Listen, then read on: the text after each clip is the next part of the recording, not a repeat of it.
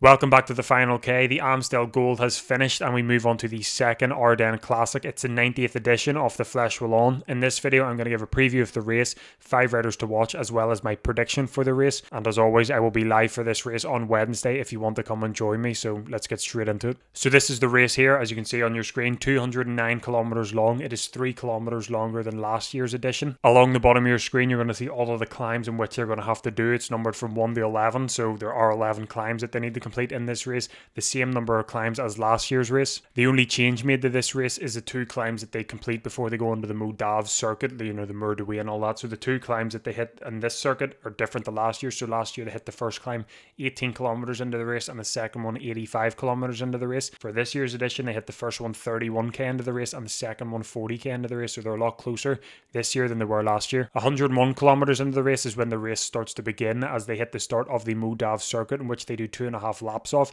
In this circuit, they're going to hit the Côte d'Effray, the Côte de Charav, and the famous Mur de Huy. They do these climbs 3 times. The Mur de Huy, obviously the most famous climb on this course. It is 1.4 kilometers long, has an average of 8.9%. It is the final climb of the day, and at the very top of it is the finish line. The last 5 winners of this race: in 2021, Alaphilippe won it; in 22, Dylan Teuns won it; 23, Pogacar won it; 24, seen the surprise of Stephen Williams win it; and then last year, Tadej Pogacar won it again. Alaphilippe sits joint second for most wins at this race with 3, and he set to ride it again this year, but he did abandon there today in the Amstel Gold race, so I'm not 100% if he is going to ride it, but he's the only rider that is meant to ride it in the top 10 with the most wins. Before I get into my riders to watch, I just want to remind you that the riders I did speak about in my Amstel Gold race, I'm not going to be mentioning in this video, just because the majority of them in that list would have made it to this list, and it would have been a sort of a repeat. So the likes of Mauro Schmidt, Paul Lapera, Roman Gregoire, Remco Evenepoel, Axel Laurence, and Andreas Kron, as well as Skelmos. I talked about him because he was last year's winner of the Amstel Gold race.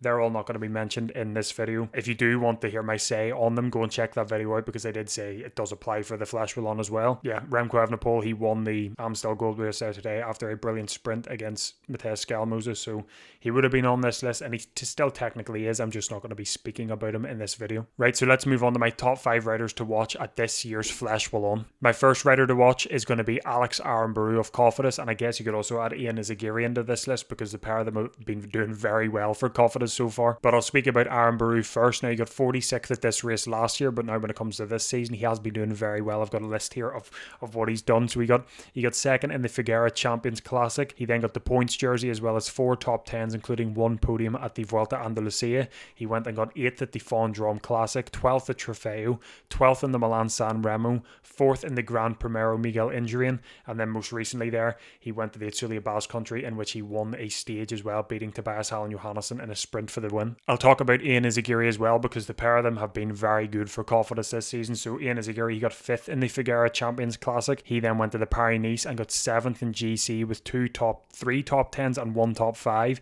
He then won the Gran Premio Miguel Indurain, and then he went to the Itzulia Basque Country, where he got 3 top 10s, including 2 top 5s, and he got 4th in GC in that. And I don't know if I mentioned, but he got 7th in GC in the Paris-Nice.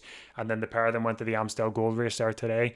Aramburou got 16th in the Amstel Gold race, and Ian Izagiri got 12th in the Amstel Gold race. So the pair of them have been very good. Obviously, the Flèche Wallonne's got the Mur de Huy at the very end of it.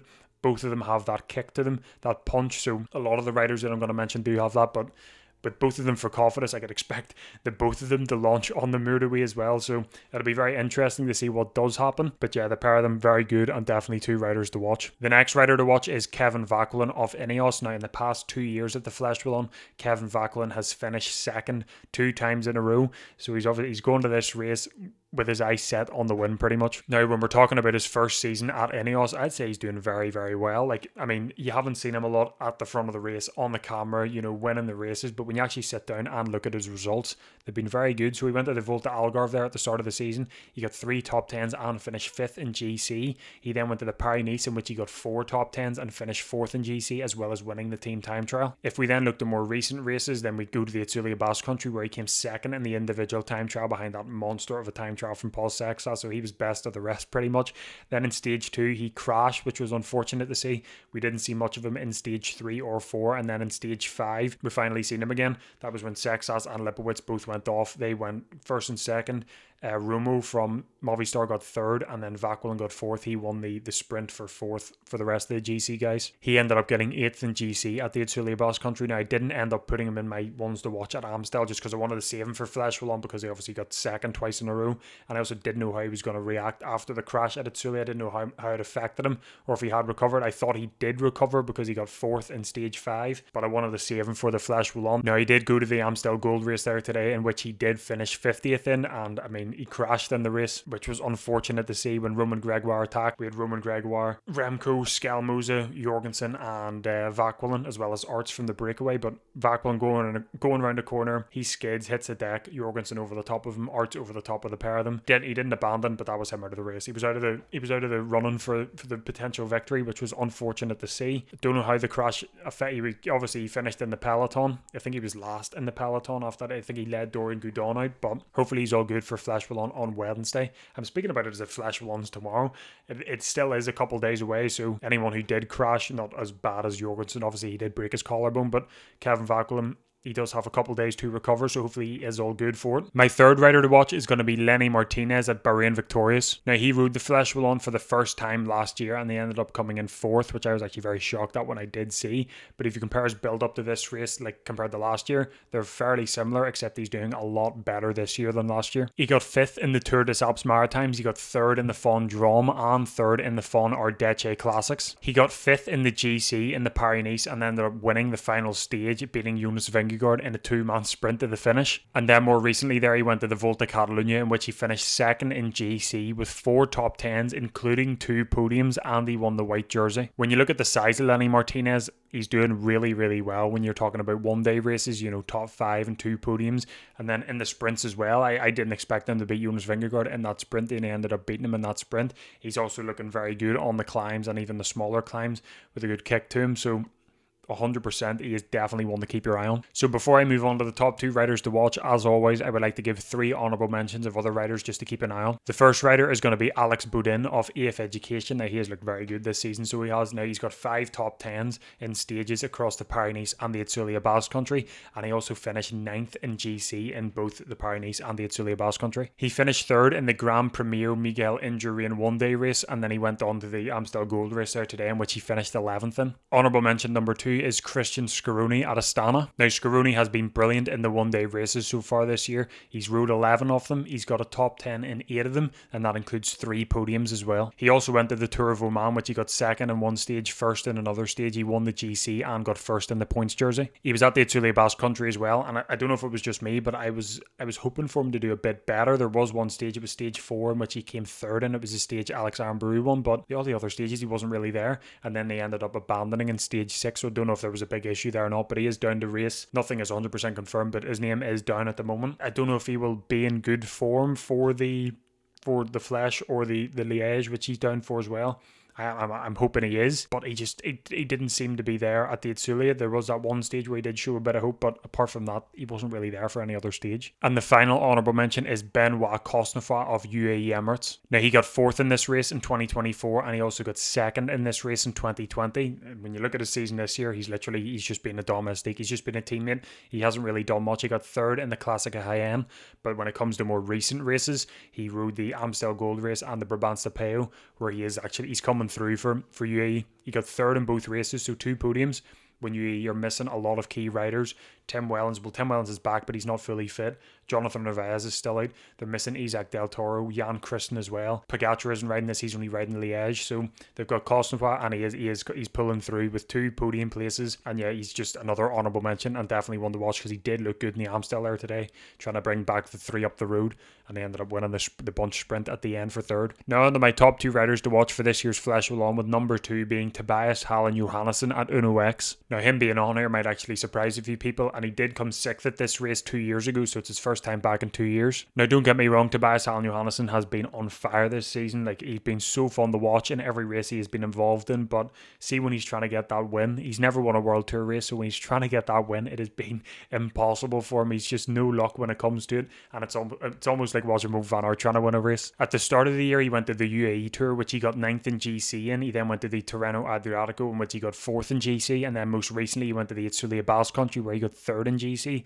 So he's progressively getting better in the GC. Now he's coming out of those races with 12 top 10 finishes throughout them. That includes 4 podiums as well, and it also includes his 2nd place finish at the Milano Torino. And like I said, the guy just can't get a win. He was so close to getting a stage win in the Itzulia Basque Country, but Alex Aramburú beat him to it. I'm expecting another top 10 at this one potentially. I would even hope for a podium for him. I would love to see him get a podium. I would love to see him go on to win it, but just with his track record and trying to get a win, I think it is very unlikely. But I mean, if he does end up getting it, it would be unreal. But 100% keep an eye on Tobias Allen Johannesson. My final rider to watch, if you haven't guessed it already, is going to be Paul Sexas of the Decathlon CMA CGM. And I mean, just to start off, like what do I say about this kid? He's 19 years old.